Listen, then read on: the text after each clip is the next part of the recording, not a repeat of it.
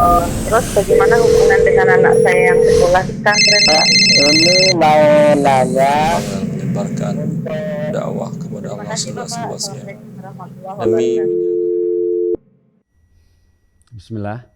Assalamualaikum warahmatullahi wabarakatuh. Alhamdulillah hamdan katsiran thayyiban mubarakan fi kama yuhibbu rabbuna wa yarda. Pemirsa Fatwa TV, alhamdulillah kita dapat bersua kembali di program Live Interaktif Ekonomi Islam. Dan live interaktif ini dilaksanakan setiap hari ada. Nah, khusus di hari Jumat ini pukul 5 sore bersama Al-Ustadz Dr. Erwandi Tarmizi Hafizahullah Ta'ala. Dan Ustadz saat ini berada di kediamannya di sekitar Cibubur ya, di posisinya di sekitar Cibubur. Baiklah, tidak berpanjang waktu, nanti kita akan sapa dengan Ustadznya. Tapi sebelum itu kami informasikan bahwa jika ingin menanyakan perihal mengenai ekonomi syariah dan seputarnya, bisa di 021 212 3233. Dan bagi pendengar radio yang tergabung dalam anggota Art Visi bisa di nomor 021 212 3233. Kita sekarang sapa Ustadznya. Assalamualaikum warahmatullahi wabarakatuh. Ustazuna Erwandi Tarmizi Hafizahullah Ta'ala, Masya Allah. Alhamdulillah Ustadz. Assalamualaikum warahmatullahi wabarakatuh. Bagaimana kabar antum Ustadz? Sehat Ustadz? Alhamdulillah. Alhamdulillah baik Ustadz. Alhamdulillah gitu. Kami di sini juga baik. Alhamdulillah. Kami senang sekali antum masih memiliki waktu untuk meluangkan untuk menjawabkan pertanyaan yang masuk di dewanfatwa.com. Yang alhamdulillah yang pertanyaan yang kami pilih ini khusus ditujukan menyebut nama antum. Ya, agak ekstrim Ustadz. Pokoknya kalau nggak mau nggak dijawab kalau nggak sama antum gitu. Kalau pernah sekali anak kasih ke aset lain ya Ustadz lain, balik nanya lagi Ustadz. Balik nanya lagi. Aduh, ya udah deh kita udah ikutin aja deh maunya. Habis gimana dong? Ya begitu Ustadz, alhamdulillah. Untuk di awal pertemuan yang kali ini Ustadz, kami sedikit minta nasihat spesial dari kamu, dari antum nih Ustadz nih. Jadi mengenai ini Ustadz, bahwa Al-Quran sebagai hujah utama yang harus kita pegang dan kita amalkan, kita tadaburi di dalam kehidupan kita sebagai seorang muslim. Kemudian ada satu pegangan lagi lainnya itu hadis ya, begitu kalau nggak salah begitu Ustadz ya. Kemudian di sini ada yang perlu kami ingin tahu Ustadz, kedudukan hadis di mata muslimin begitu Ustadz. Mohon nasihatnya dari antum. Barakallahu fikum Ustadz. Allah barik fiik akhi. Ya. Kedudukan hadis atau sunnah Nabi SAW di mata kaum muslimin jelas, di mana bahwasanya seorang muslim tidak bisa beribadah kepada Allah dengan puncak ibadah yang utama yaitu salat kecuali mengikuti hadis Nabi SAW.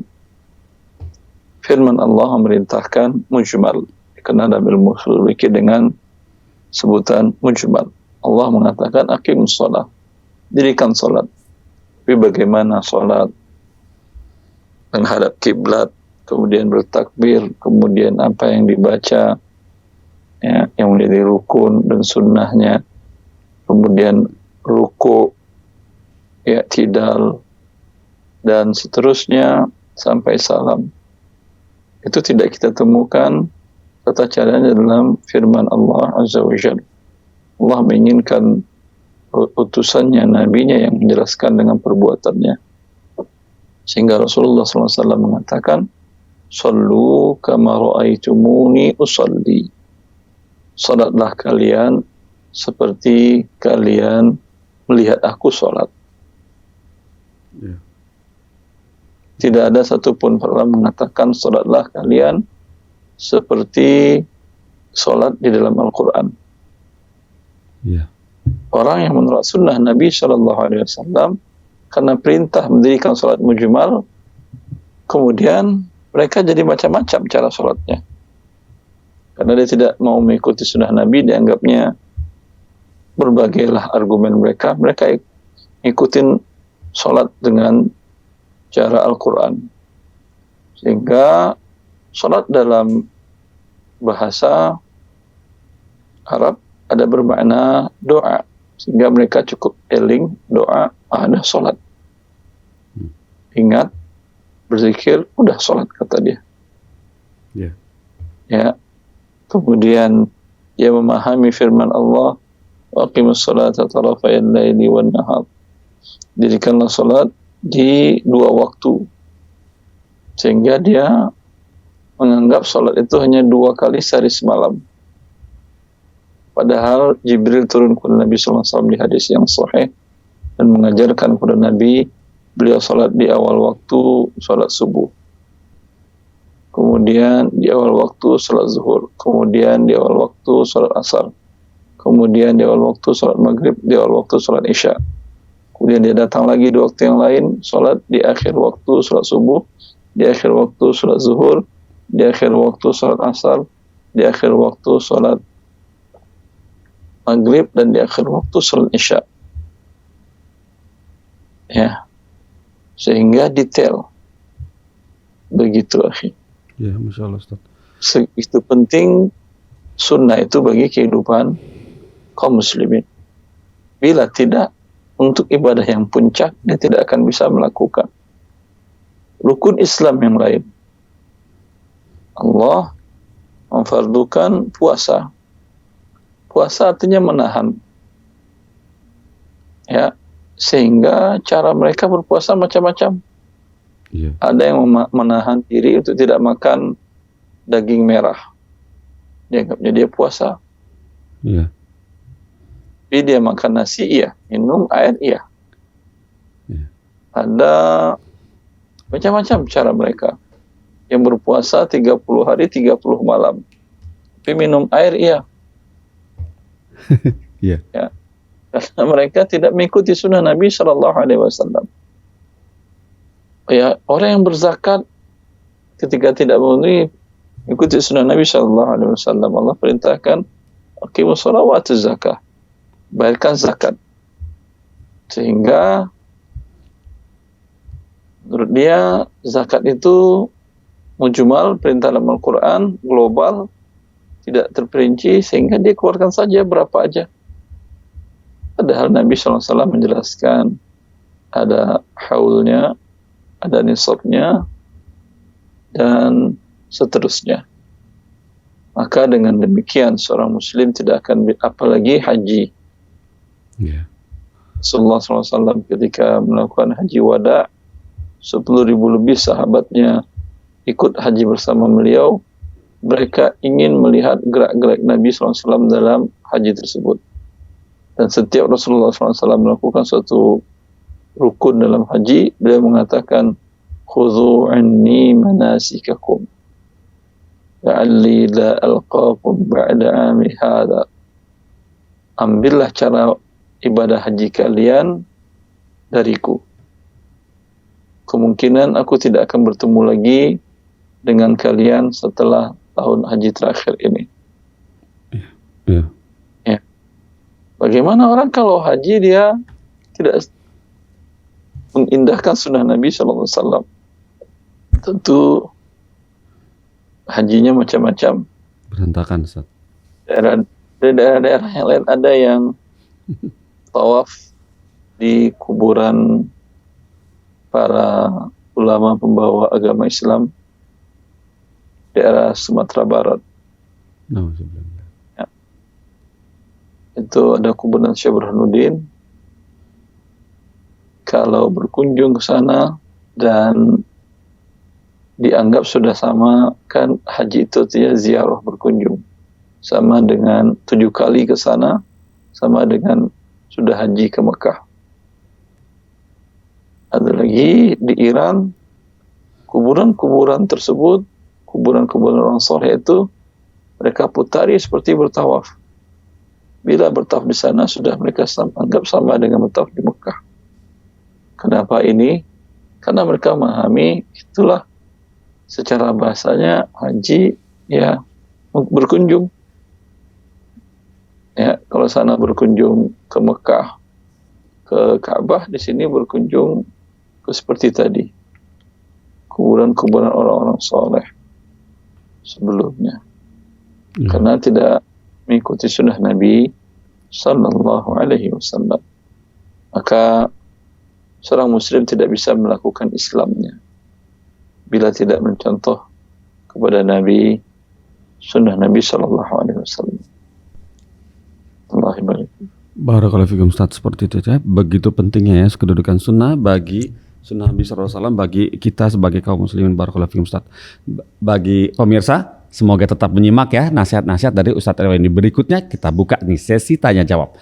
Sudah ada penelpon masuk dari Umu Abdillah di Sukabumi. Coba kita sapa sekarang. Assalamualaikum. Fatwa TV. Iya. Iya. Silakan Umu Abdillah di Sukabumi ya. Halo Ibu. Ustadz, Lagi Ibu suaranya kurang terdengar. Assalamualaikum Pak Ustadz. Assalamualaikum warahmatullahi wabarakatuh. Afwan Pak Ustadz, ini Ana mau nanya ya. Dulu kan tahun berapa ya pernah bikin BPJS? 3 tahun ke belakang lah.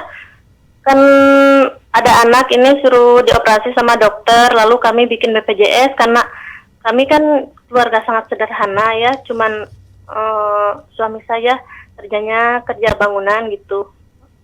Terus harus ada uang 15 juta, kita bingung, terus kita bikin BPJS. Dan kami waktu itu belum tahu bahwa BPJS itu riba gitu, masuk riba. Setelah tahu kami bingung gitu, sekarang mau tutup, kami takut jadi hutang karena sudah dipakai. Kalau tidak kami takut dengan riba. Bagaimana Pak Ustadz solusinya? Wassalamualaikum warahmatullahi wabarakatuh. Waalaikumsalam warahmatullahi wabarakatuh. Fadhal Ustaz. Ya. Sebetulnya ide dari Umu Abdillah. BPJS kesehatan itu sangat bagus, di mana negara menginginkan meringankan warga negaranya untuk mendapatkan pelayanan kesehatan semurah mungkin. Bahkan ada yang digratiskan pelayanan kesehatan bagi keluarga yang tidak mampu. Ini kan suatu kebaikan. Setahu saya, sesyariah apapun suatu asuransi kesehatan syariah, tidak ada yang gratis untuk keluarga tidak mampu, untuk fakir miskin. Tapi BPJS memberikan gratis ya pelayanan kesehatan kepada keluarga yang tidak mampu. Dan bagi yang mampu dibayarkan melalui perusahaannya atau institusi atau instansinya. Bagi yang karyawan yang atau orang yang tidak terikat dengan perusahaan dan instansi pemerintahan, ya, dia bisa melakukan pembayaran dengan mandiri seperti yang Ibu tadi lakukan. Dan insya Allah ini memang ada ribanya, memang ada betul. Saya pernah diundang oleh salah seorang pejabat di BPJS Kesehatan dulu, sekitar 2013 atau 14, saya lupa. Diundang, ingin dengar masukan tentang BPJS Kesehatan. Saya katakan ini bagus sekali, hanya tinggal hilangkanlah denda keterlambatan, karena itu adalah riba. Ya, solusinya sangat banyak. Ya, di antaranya bagi yang terlambat, tinggal diputus keikutsertaannya. Ketika dia butuh, dia harus mendaftar lagi dari awal. Selesai masalahnya, tidak ada masalah. Tapi, dan beliau mengatakan, insya Allah kami sampaikan Pak Ustadz kepada pengambil kebijakan. Tapi ini mungkin butuh diskusi dengan Dewan Perwakilan Rakyat atau DPR. Kemudian setahu saya sempat itu BPJS tidak ada menghapuskan denda keterlambatan itu, sehingga sudah tidak ada ribanya. Ghorornya sudah hilang, karena ini tujuannya tolong menolong. Ya, tapi kemudian wallahu a'lam beberapa tahun setelah itu muncul lagi denda, tapi lebih mengecil. Ya, denda itu dikenakan apabila dia membutuhkan untuk membuat, dikenakan. Selama ini tidak dibayar, juga dibayar, ditambah dengan beban denda ketika dia mengaktifkan kembali. Ya. Iya. Maka ini tentu merupakan hal yang memberatkan kaum muslimin. Ya, mereka tentu notabene adalah warga negara Indonesia sendiri. Kalaulah Allah memudahkan dan berikan hidayah kepada pemegang kebijakan dalam hal ini untuk menghilangkan yang haramnya, sehingga kaum muslimin di negara terbantu dan dengan tenang dan nyaman mendapatkan pelayanan kesehatan. Tapi dalam kondisi seperti sekarang, Ibu, di mana banyak pelayanan harus menyertakan keikutsertaan BPJS, maka dia bisa berarti diwajibkan oleh negara dalam bentuk seperti tadi.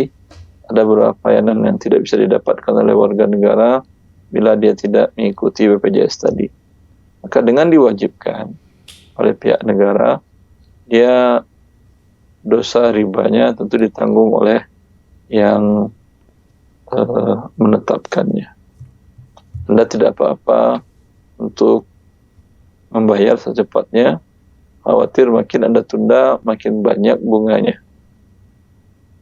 Ya, begitu ya Ustaz ya. Barakallahu fikum Ustaz atas nasihat antum ya kepada Ibu Umu Abdillah tadi ya. Kesimpulannya diperbolehkan ya, karena memang terpaksa ya, diharuskan oleh pemerintah. Barakallahu fikum Ustaz. Berikutnya boleh saya mulai dari pertanyaan dari website ya Ustaz ya?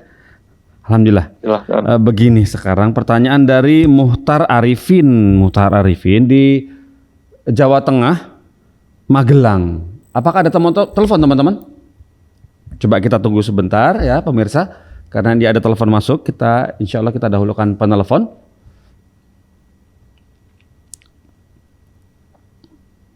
Baik, sudah masuk ya? Baiklah. Ya, kita sapa ya sekarang ya pertanyaan yang masuk via telepon.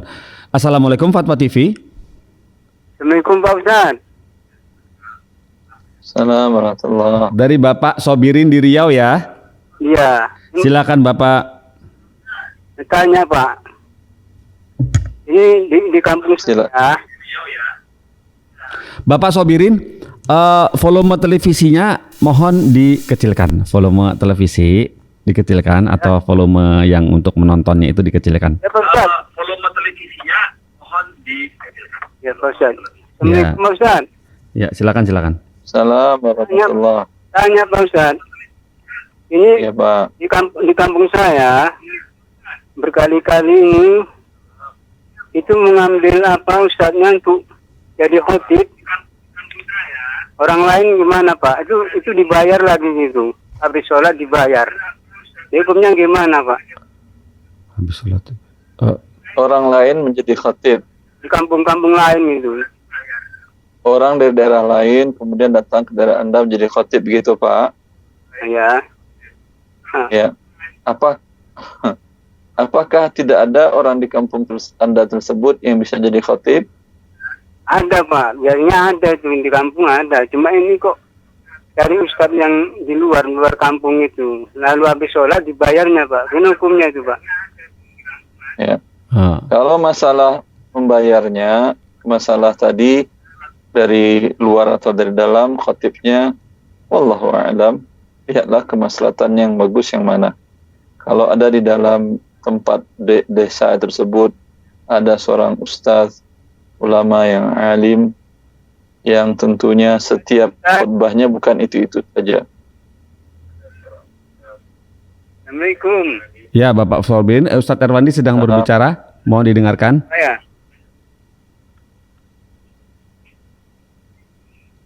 Fadhil Ustaz. Tentu lihat maslahatnya. Bila di daerah tersebut ada ustadz, ada kiai, ada buya, ada ulama yang punya ilmu syar'i, bisa dia mentelaah umpamanya hadis-hadis Riyadhus Shalihin atau hadis-hadis targhib yang sudah disahihkan oleh Syekh Albani dan hadis-hadis yang lainnya, dan bisa membaca referensi-referensi yang lain yang penting dalam ilmu syar'i, sehingga dia bisa membuat suatu konsep khutbah. Tujuan khutbah tadi singkat tapi padat dan bisa mengarahkan kaum muslimin kepada meningkatkan ketakwaannya kepada Allah.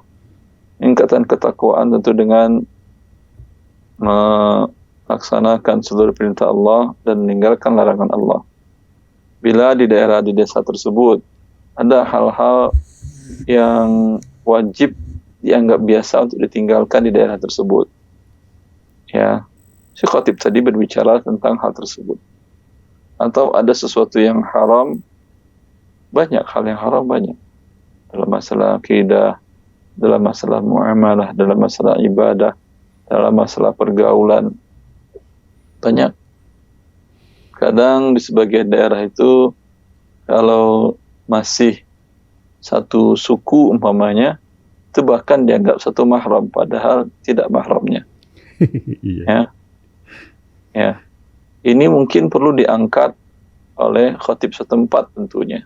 Kalau orang luar mengangkat, ya, tentu dia tidak tahu kasus apa yang terjadi sebetulnya di daerah tersebut sehingga pembicaranya itu ngambang. Tapi kalau dia adalah orang desa setempat, dia lihat kejadian sehari-hari di matanya. Terkadang azan Jumat sambil dia jalan ke masjid masih dia lihat orang di sawah. Ya, ini berarti meninggalkan perintah Allah. Kadang jika dia jalan pulang dari sawah, ya masih lihat anak-anak muda nongkrong sambil main handphone, domino atau gaplek atau catur, habiskan waktunya. Iya. Ya, ini tentu butuh nasihat, dia meninggalkan sampai mungkin anak-anak muda ini meninggalkan yang wajib, lakukan hal yang diharamkan oleh Allah, membuang-buang waktunya, itu nikmat yang akan diminta tanggung jawabannya di hadapan Allah. Siapa yang bisa berbicara begini? Tentu orang luar daerah tidak mengerti, orang luar desa tidak mengerti. Ya.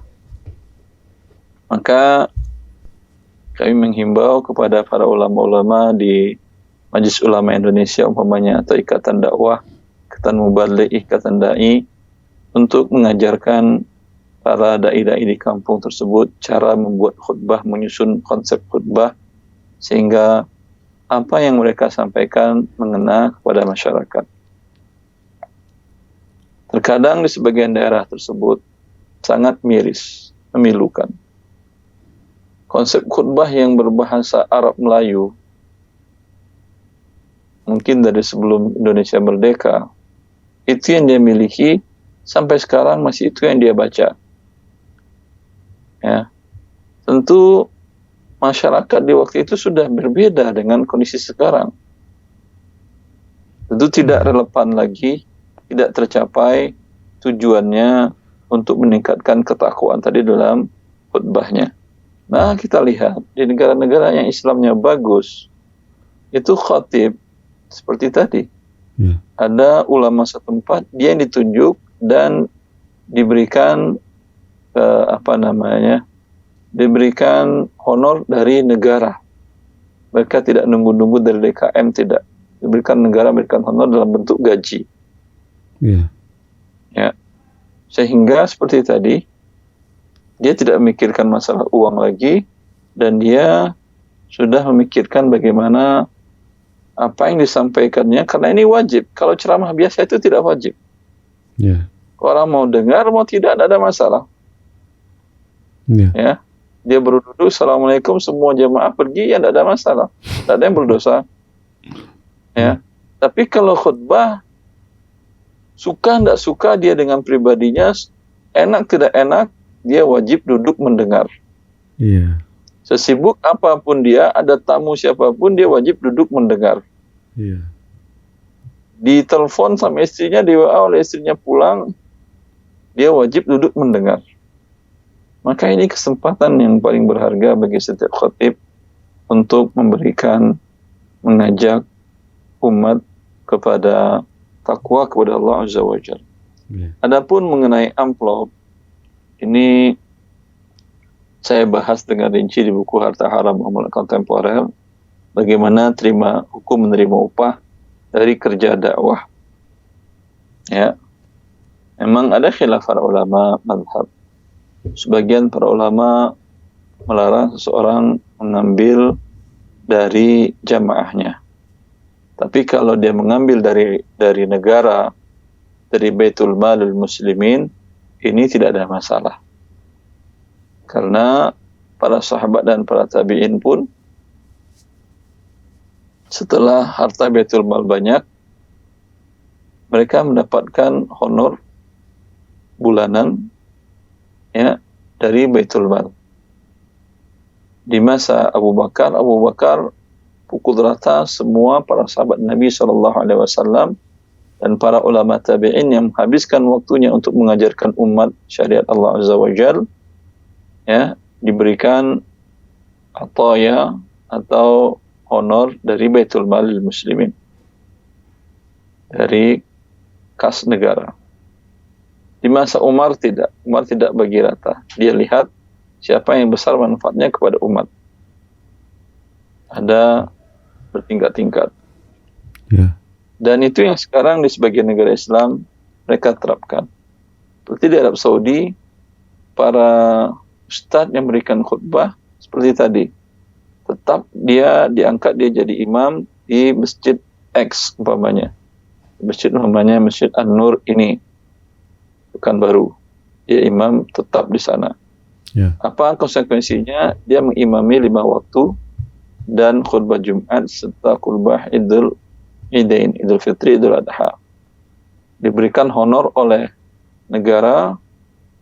Kalau yang ada khutbah itu beda honornya, sampai 7.000 real. Masya Allah. Ya. 7.000 real kali 4.000, 30 juta akhi. Masya Allah. Nanti nggak perlu kerja yang lain sudah. Iya. Cukup untuk biaya hidup walaupun Anda tinggal di Saudi Arabia. Masya Allah. Ya. Iya. Kalau masjidnya tidak ada khutbah Jumat, itu gajinya 5.000 real. Dia bebas melakukan apapun di luar jam kerjanya tadi. Lewat. Ini ada dari masa Nabi, dari masa sahabat tabi'in ketika Baitul Mal Muslimin ada, dan ini bagus. Sehingga marwah para ulama, para ustadz tadi tidak terkesan meminta-minta kepada jamaahnya mengharapkan amplop dan itu. Karena dia transfer masuk ke rekeningnya juga, dan itu dari negara. Tidak ada hubungannya.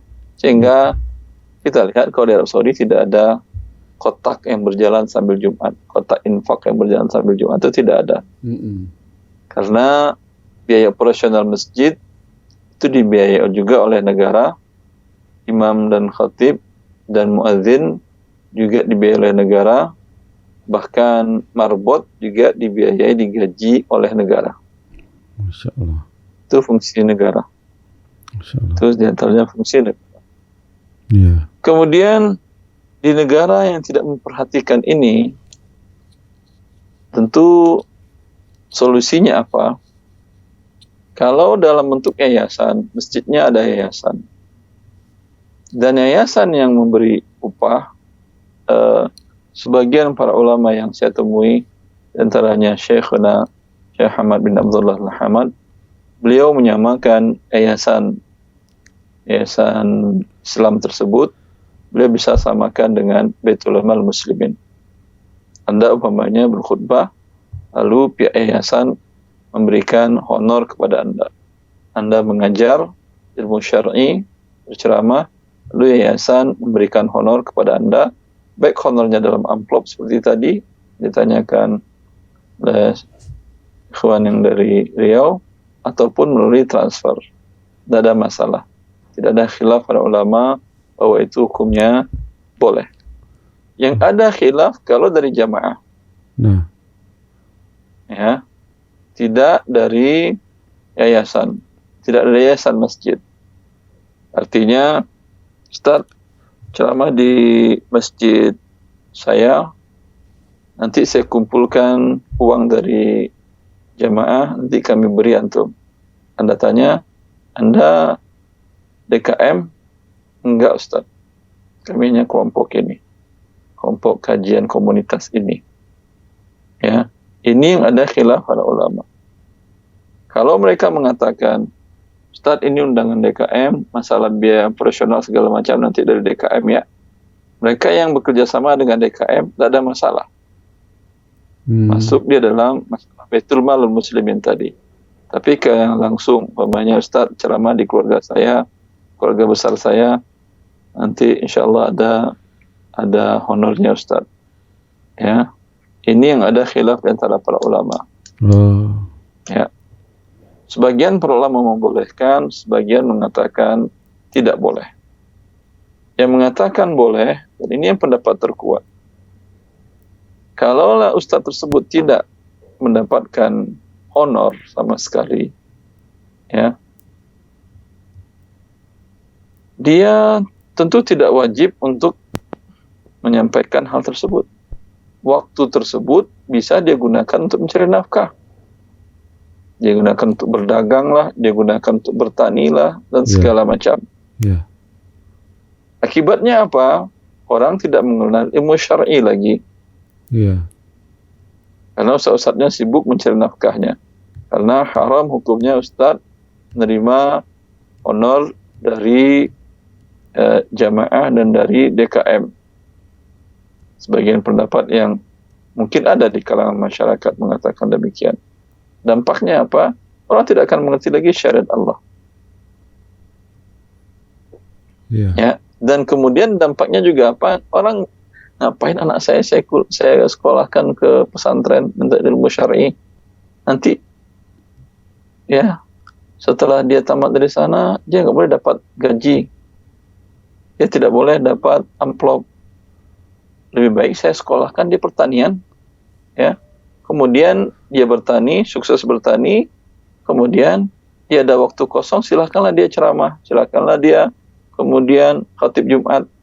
Tentu isi khutbahnya tentang pertanian, tentu ceramahnya dia cerita tentang bagaimana nanam padi dan terbaik dan seterusnya.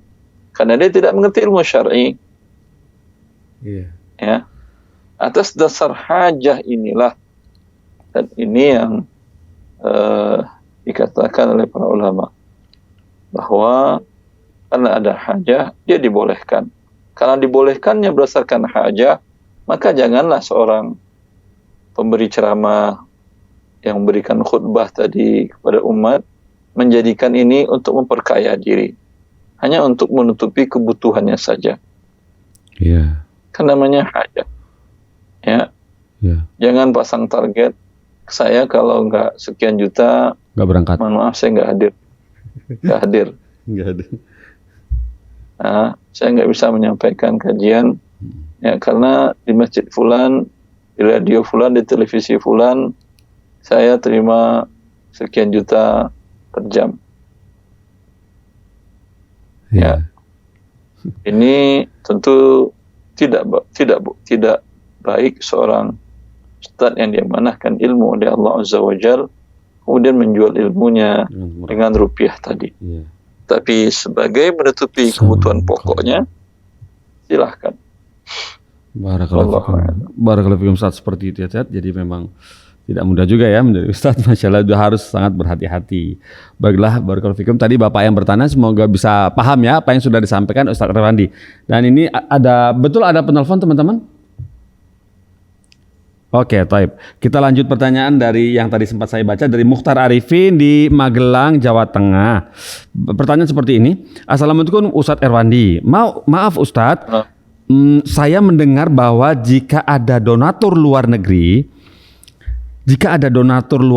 Arab deh misalnya ya, negara Arab, menitipkan dana kepada seseorang untuk membangun masjid atau menggali sumur atau yang lainnya misalnya, maka orang itu ia boleh mengambil dari dana tersebut untuk operasional dan untuk dirinya sebagai imbalan melaksanakan pembangunan tersebut sebesar 10% tanpa sepengetahuan donatur. Nah, katanya para asatis juga melakukan hal yang sama demikian. Nah, apakah benar demikian Ustadz? Jazakumullah khairan, barakallahu fikum. Allah barik fiik. 10%, Masya Allah. Keren. Kalau 1 miliar berarti 100 juta, Ustaz. Kalau masjidnya 10 miliar umpamanya, Iya. Waduh. Tuan dari kaum muslimin di Iya. sana 10 miliar, bangunan masjidnya lumayan dapat 1. Iya. 1 masjid Iya. lagi. 1 miliar dapat dia. Iya, udah 1 miliar. Hah? Bisa bikin masjid lagi. Ya. Waduh, Masya Allah. Baik. Fadl Ustaz. Yang dibolehkan kalau dia berbentuk yayasan Ya.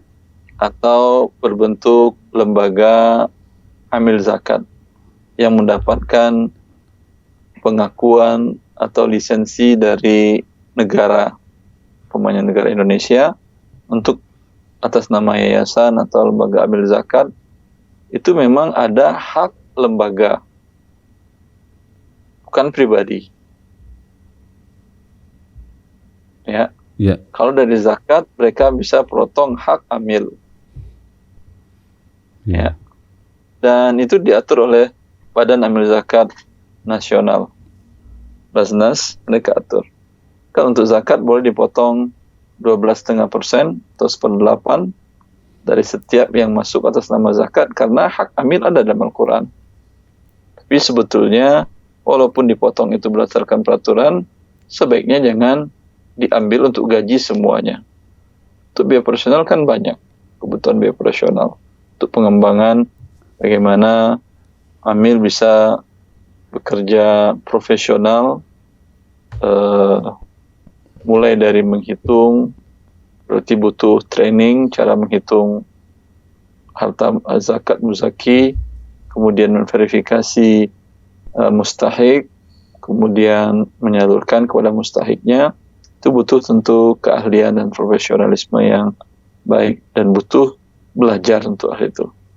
Tidak semua orang bisa tentunya. Ya. Tentu dalam hal seperti ini, biaya yang tadi ada masalah. Ya. Gaji mereka ya gaji standar. Iya. Berapa jam mereka kerja, apa background pendidikannya, sejauh mana, ya sesuaikan dengan yang lain. Jangan nanti menjadi iri. Iya.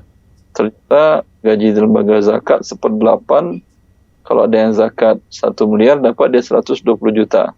Iya. Ya, padahal orang langsung transfer.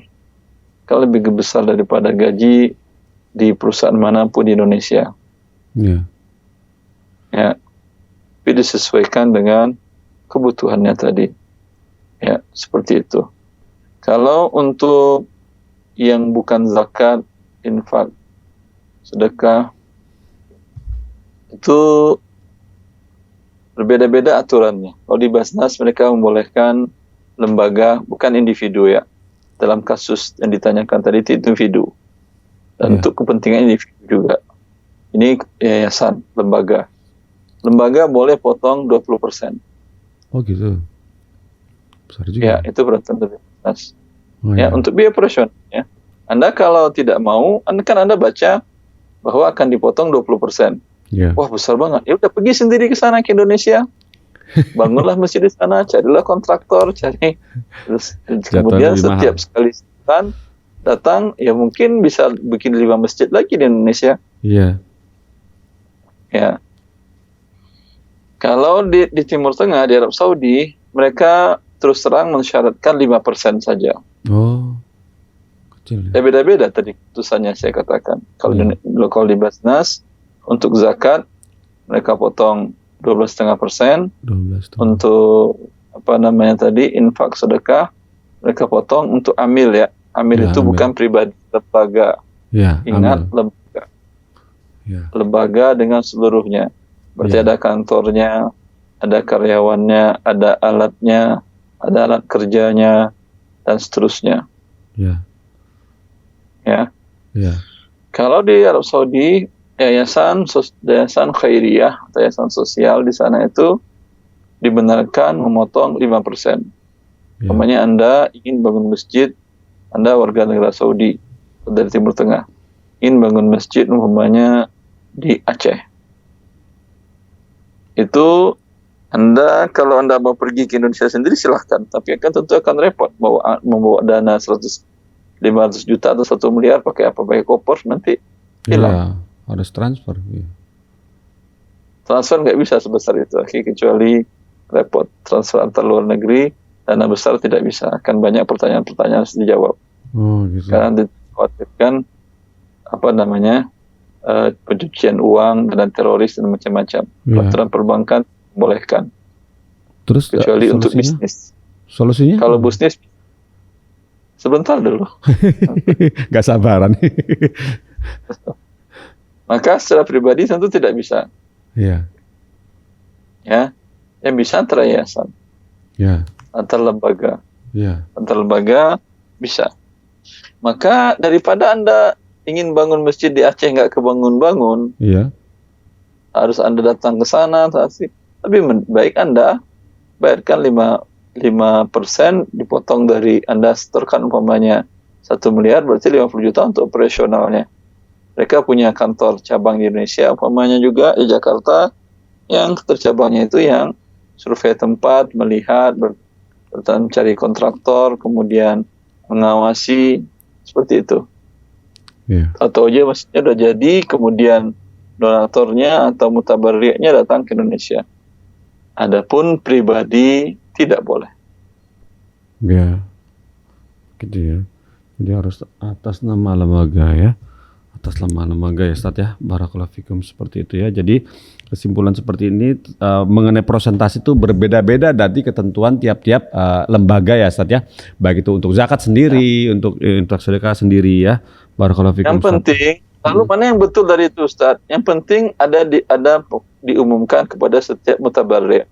Nah, Bukan diam-diam saja, ya kami terima, kami bangunkan.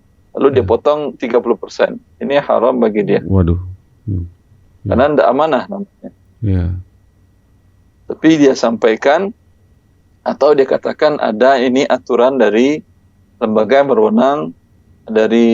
berwenang di negara tersebut. Kalau Indonesia seperti itu dari bisnis, ada ketentuan potong sekian, dan itu hak, bukan hak pribadi, tapi hak lembaga yang kegunaannya tentu untuk operasional lembaga tadi. Iya. Untuk mensukseskan pembangunan tersebut ya Ustaz ya. Barakallahu fikum Ustaz. Baik, kita coba cek apakah sudah ada telepon baru. Taib, Masalah Afwan tadi, beliau menyampaikan masalah ustadz-ustadz ada yang melakukan begitu. Nah, gimana tuh? Dalil dalam syariat kita kan tidak pernah berdalil dengan ustadz-ustadz ya. Ya, dalil betul Ustaz. Betul. Ya. Namanya manusia walaupun ustadz ya tetap banyak khilaf dan alfa dan kesalahannya. Iya, manusia. Apalagi rayuan harta. Iya. Rayuan harta itu sangat berat bagi manusia. Iya. Iya Ustaz, betul sekali Ustaz. Itu pelet Jepang katanya, pelet Jepang. Aduh, barakallahu fikum Ustaz atas nasihatnya. Semoga kita sama-sama berhati-hati. Bagaimana Ustaz? Pelet Jepang yang di mobil ya, di ban mobil itu ya. Iya. Pelet Jepang. Itu berat. Iya. Itu berat memang. Itu ada kali. Ya, lanjut. Ya baik, barakallahu fikum Ustaz atas jawaban antum mengenai ini. Intinya Bapak, semoga Bapak yang bertanya tadi bisa paham ya. Insya Allah kami akan kirimkan secara jalur pribadi ke Bapak Mukhtar Arifin di Magelang, Jawa Tengah. Berikutnya Ustaz, di pertanyaan dari Yurfida di Depok, Jawa Barat. Begini pertanyaan, Assalamualaikum Ustaz Wandi. Ustaz, Ana mau nanya. Ana ada salah satu dari anggota koperasi yang bergerak di bidang kalibrasi dan analisis lingkungan. Setiap tahun kami anggota mendapat hasil keuntungan dari koperasi. Yang ingin Ana tanyakan, apakah uang tersebut halal?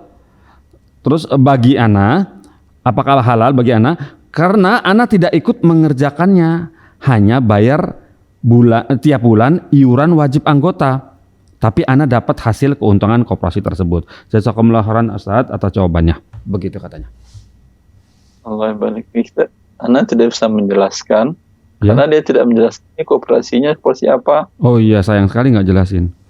Koperasi simpan pinjamkah maksudnya? Ya. Atau koperasi usaha? Ya. Oh begitu. Di sini sayang sekali tidak di. Kalau usaha bergerak gimana, di Ustaz? bidang- Usaha gimana, Ustaz? Kalau dia bergerak di bidang usaha sehingga uang yang dia setorkan itu mungkin dapat laba Ya. ketika untung dan ketika rugi uang disetorkan menjadi berkurang, Ya. ini tidak ada masalah. Ya. Ini namanya bagian dari kerjasama mudharabah. Ya. Ya, Ya. sebagaimana orang dapat untung dengan dia membeli saham dan perusahaan tersebut, saham perusahaan tersebut maju dan perusahaannya halal, Ya. ya tentu otomatis naik nilai sahamnya, Ya. walaupun dia tidak bekerja di perusahaan tersebut. Ya. Ya, Iya. boleh. Boleh. Akan tetapi kalau bergerak di bidang simpan pinjam Nah, ini dia nih, dan bunga. ini ya koperasi riba, Ya, taib Ustaz. Jadi kalau untuk usaha boleh, insya Allah ya. tambahan dari pihak yang meminjam, pembayarannya bertambah dari besaran yang dia pinjam. Ya. Barakallahu fikum Ustaz, seperti itu ya Ustaz ya. Barakallahu fikum Ustaz. Jadi kalau harus hati-hati ya kita ikut koperasi, apakah ada seperti usaha sembako gitu Ustaz ya, koperasi itu masih ini ya Ustaz di usaha jual beli seperti itu ya Ustaz ya. Barakallahu fikum Ustaz. Ya, jual beli barang atau jasa. Iya, gitu. Terus kemudian ini kita masih memiliki waktu sekitar 6 menit. Ini ada pertanyaan yang satu nih yang saya mau tanyakan mengenai waris. Nggak mau ke tempat yang lain, maunya ke Ustadz Erwandi. Rosi Umu Abdullah, begini pertanyaannya di Jawa Barat, Bandung. Bismillah, assalamualaikum warahmatullahi wabarakatuh. Ustadz Erwandi, Afan izin bertanya Ustadz Erwandi, Ustadz, bagaimanakah pembagian hak waris? Suami meninggalkan ayah kandung, ibu kandung, satu istri. Hilang suara antum. Iya, iya. Suami meninggalkan ayah kandung, ibu kandung, satu istri, ya. Ayah kandung, ibu kandung, satu istri. Hilang suara tadi. Tadi hilang, sekarang baru ada lagi suara. Type. Dari awal. Suami wafat meninggalkan ayah kandung. Kemudian masih ada, Bentar. ya. Ayah suami kan ya? Iya, iya betul. Ayah kandung suami, ibu kandung suami, satu Ibu. istri. Saat istri. Ya, 3 anak. Di sini Laki atau perempuan? di sini nggak disebutkan Ustadz. Dan apakah rumah yang ditinggalkan rahimahullah suami saya ini atas nama saya, apakah ini termasuk dalam warisan? Begitu pertanyaannya. Syukron Ustadz Erwandi jazakallahu khairan. Kalau waris sebaiknya pertanyaannya interaktif, langsung by phone. Iya. Ya, Begini, sehingga ada hal yang perlu saya tanyakan. Iya, iya Ustadz. Apakah atas nama dia tadi suaminya sudah pernah menghibahkan, Ya. mengucapkan? Ya. Ya, kalau sudah pernah dia mengucapkan, itu berarti murni milik istri dan tidak dibagi waris. Ya. Tapi kalau suami dari dulu hanya tujuannya pinjam nama istri, ya, agar lebih mudah untuk mengurusnya, karena istri biasanya lebih senggang waktunya dibandingin suami yang sibuk bekerja, maka ini tentu sifatnya hanya pinjam nama, bukan menjadi milik dia, tetap milik suami dan dibagi waris. Ya, Masya Allah. Barakallahu Ustaz. Seperti itu ya Ustaz ya. Alhamdulillah. Seperti itu jawaban dari antum, dan kami akan berikan jawaban kepada Rosi Umu Abdullah yang bertanya ini untuk bertanya secara telepon langsung ke Ustadz Erwandi di acara ini, interaktif ekonomi Islam ini, supaya dapat Ustadz menjawab lebih presisi lagi, lebih tepat lagi dari ada variabel-variabel atau kemungkinan-kemungkinan yang lain. Begitu Ustadz. Bagaimana teman-teman, kita masih memiliki waktu kah? Baik. Baiklah, alhamdulillah Ustadz atas jawaban antum kepada Ibu Rosi Umu Abdullah tadi mentuntaskan acara kita di sore hari ini Ustadz. Barakallahu fikum Ustadz atas nasihat yang begitu panjang lebar tadi, termasuk pencerahan kita semua mengenai honor sebagai pendakwah ya Ustadz ya, mukafaah seperti itu. Terus kemudian juga banyak tadi dari antum banyak yang hal-hal yang baru juga yang saya yang orang awam baru dengar. Barakallahu fikum, semoga teman-teman di sini juga ada teman yang di rumah dan teman-teman yang mendengar di anggota RVC yang mendengar radio, semoga bisa mendapatkan pelajaran apa yang sudah disampaikan Ustadz Erwandi hafizahullah taala. Barakallahu fikum Ustadz atas waktu yang sudah diluangkan kepada kami. Alhamdulillah. Ustadz, bolehkah kami tutup acaranya Ustadz? Silahkan. Alhamdulillah. Ya, Pemirsa Fatwa TV, nah tuntas sudah acara kita sore ini. Semoga Allah mempertemukan kita kembali di pekan depan ya, di hari Jumat jam yang sama bersama Ustadz Dr. Evardi Tarmizi Hafizahullah Ta'ala, dan semoga kita dapat tetap terkoneksi, terutama bagi kami dan dari tim Fatwa TV tetap memberikan jawaban yang sudah disampaikan oleh Ustadz yang di program live interaktif seperti ini. Baiklah, kita tutup acara ini dengan kafaratul majelis. Subhanakallahumma wa bihamdika asyhadu an la ilaha illa anta astaghfiruka wa atubu ilaika. Wassalamualaikum warahmatullahi wabarakatuh. Ya Allah. Terus bagaimana hubungan dengan anak saya yang sekolah di pesantren? Ini mau nanya menyebarkan dakwah kepada Allah seluas-luasnya Assalamualaikum warahmatullahi demi wabarakatuh.